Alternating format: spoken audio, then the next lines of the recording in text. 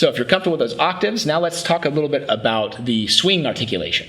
So if you notice, it says that in the excerpt, and you'll see next to the tempo marking, it says you'll see andante 104, and you see 2 eighth notes, and then it says equals a quarter note followed by an eighth note with a little triplet sign over it.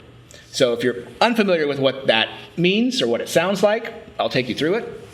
So basically, you just see eighth notes written, but the eighth note feel is different. So basically, the first note is longer than and the second note is shorter. So that's the sort of simplified version.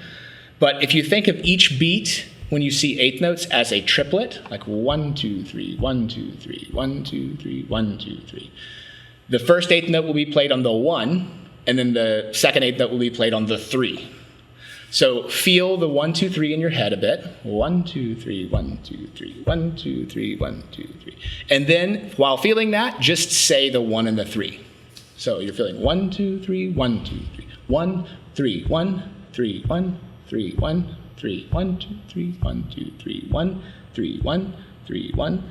So 1, 3, 1, 3, 1, 3, 1.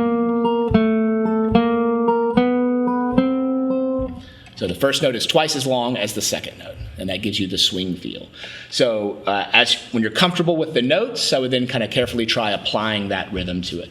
You may at first just listen back and see if you can tap the rhythm or feel the pulse while speaking the rhythm or clapping the rhythm to give you a chance of feeling that swing before you try to add it in with the actual notes.